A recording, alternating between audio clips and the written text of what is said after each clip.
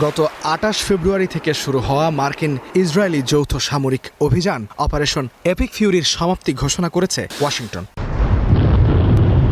পররাষ্ট্রমন্ত্রী Marco Rubio জানান, ইরানে অভিযানের লক্ষ্য অর্জিত হওয়া এবং সংঘাতের চেয়ে শান্তির পথকেই প্রাধান্য দিতে এই পদক্ষেপ।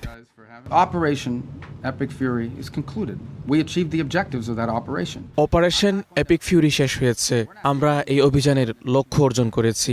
নতুন করে কোনো পরিস্থিতি তৈরি হোক তা আমরা চাই না। আমরা শান্তির পথেই পছন্দ করি। প্রেসিডেন্ট ডোনাল্ড ট্রাম্প যা চান তা হলো একটি চুক্তি, কিন্তু এখন পর্যন্ত ইরান সেই পথে হাঁটেনি। যদি আমাদের উপরও কোনো আক্রমণ না আসে তাহলে আমরাও গুলি চালাবো না, আর যদি আমাদের উপর হামলা করা হয় আমরা অবশ্যই এর পাল্টা জবাব দেব। That's the route he prefers. That is so far not the route that Iran has chosen. তবে এক্সে দেয়া পোস্টে ট্রাম্প বলেছেন ভিন্ন কথা। তার দাবি, পাকিস্তান সহ অন্যান্য দেশের অনুরোধে এবং একটি চূড়ান্ত চুক্তির সম্ভাবনা যাচাই করতে হরমুজে হতে যাওয়া প্রজেক্ট ফ্রিডম স্থগিত করা হলো।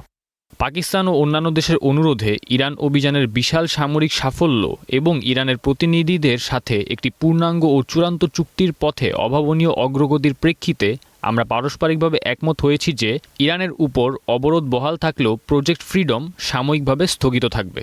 রবিও জানান, এই সংঘাতের ফলে হরমুজ প্রণালীতে অন্তত ১০ জন বেসামরিক নাবিকের মৃত্যু হয়েছে। আটকে পড়া জাহাজগুলোর নাবিকরা চরম খাদ্য সংকটে আছেন। তবে এই পরিস্থিতির জন্য তেহরানকেই দায়ী করছেন মার্কিন পররাষ্ট্রমন্ত্রী। এপিক ফিউরির সমাপ্তি হলেও মধ্যপ্রাচ্যে শান্তি ফিরবে কিনা তা নির্ভর করছে ট্রাম্পের প্রস্তাবিত চুক্তিতে তেহরান সই করবে কিনা তার উপর।